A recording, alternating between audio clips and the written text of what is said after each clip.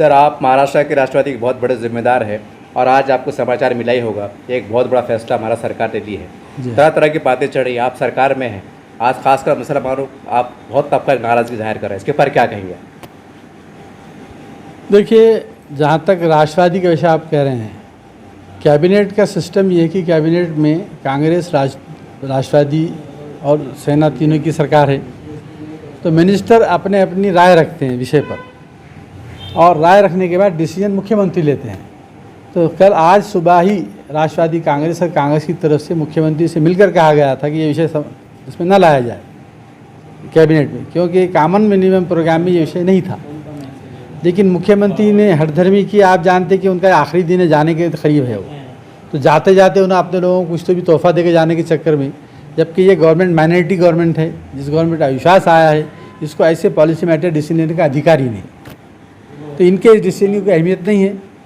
कांग्रेस, राष्ट्रवादी कांग्रेस ने अपना काम किया, उनको विरोध करना था किया, वो नहीं माने, उसके बाद इन्होंने डिसीजन लिया है। अब आपको मैं इस विषय पर इसकी जो पूरी डिटेल तो आप जानते हैं कि पहले 1995 में गवर्नमेंट ऑफ महाराष्ट्र ने नोटिफिकेशन निकाला था, उसको उन्होंने 1 महीने के अंदर ऑब्जेक्शन दाखिल करने के लिए कहा था। वो ऑब्जेक्शन 1 महीने के अंदर दाखिल करने के पीरियड के फौरी बाद ऐसा करने वाले थे, उनकी नीयत हम जानते थे, इसलिए हमने ऑब्जेक्शन तो दाखिल किए, लेकिन पैरेलल हम हाई कोर्ट पे चले गए। हाई कोर्ट ने हमसे कहा कि आप प्रीमैच्योर यहाँ पर आए हैं, अभी स्टेट गवर्नमेंट ने डिसीजन लिया ही नहीं है, स्टेट गवर्नमेंट जब डिसीजन लेगी तब आइए, ये कहकर उन्होंने हमारी पिटीशन को रिजेक्ट किया। हम उसके खिलाफ सुप्रीम कोर्ट गए। सुप्रीम कोर्ट में उस वक्त जगदीश शरण वर्मा और BN करपाल, ये 2 जज थे। जो जगदीश शरण वर्मा जो बहुत ही सुप्रीम कोर्ट के माने जज रह चुके हैं, जो बाद में चीफ जस्टिस बने और ह्यूमन राइट्स कमीशन के चेयरमैन बने, उन्होंने हेयरिंग ली और उन्होंने 2-3 बातें बड़ी अच्छी कही कि महाराष्ट्र गवर्नमेंट के वकील से उन्होंने कहा कि आपकी गवर्नमेंट के डेवलपमेंट के सारे काम ख़त्म हो गए क्या, जो आप शहरों के नाम बदलते फिर रहे हैं।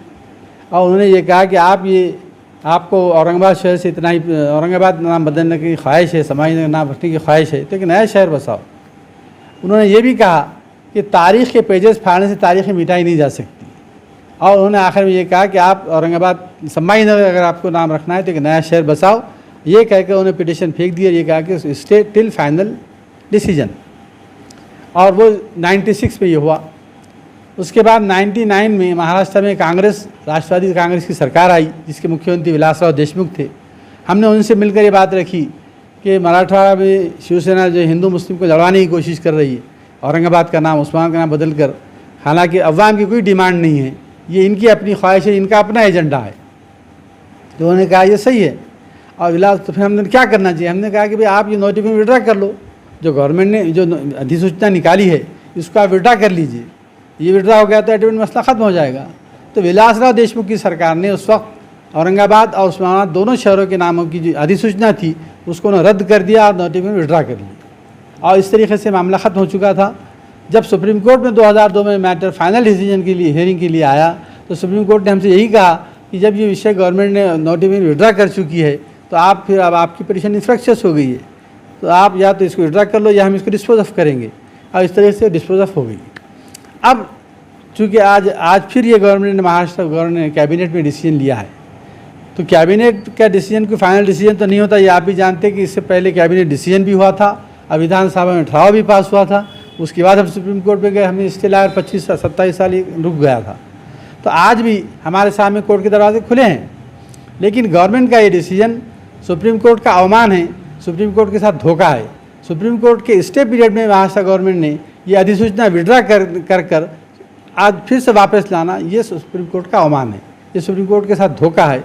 हम इसी मुद्दे पर सुप्रीम कोर्ट और हाई कोर्ट से अप्रोच होने की कोशिश करेंगे। हमारे लायर से मशवरा कर 1-2 रोज़ में डिसीजन ले रहे हैं और इसमें हम लीगल फाइट करेंगे, और हमको हिंदुस्तान की कानून पर और न्याय व्यवस्था पर पूरा यकीन और भरोसा है, और हमें यकीन है कि हमें इंसाफ मिलेगा। सर, आप कानून की बात कर रहे हैं, साहब ने कहा कि अब हम कानूनी लड़ाई लड़ेंगे, बस सवाल ये संकेत मिल रहे हैं महाराष्ट्र में कि बीजेपी गवर्नमेंट शायद आ जाए और केंद्र में बीजेपी गवर्नमेंट है, और आप कानून के स्ताब तो जानते हैं, ऐसे हालात में कितना मुमकिन हो सकेगा कि जबकि दोनों जगह बीजेपी है? देखिए, ये मुल्क जमहूरी मुल्क है, जहाँ आखिरी जगह तो अदालत ही है ना। आपने बाबरी मस्जिद राम मंदिर का फैसला आपने देखा है।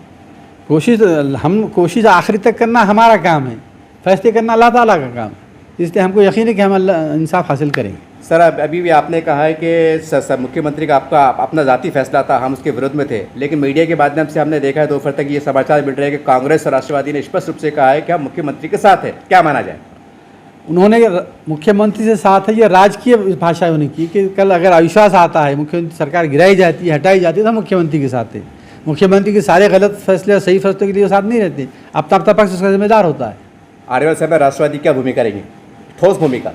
राष्ट्रवादी कांग्रेस और कांग्रेस ने इस नामांतर को विरोध किया है।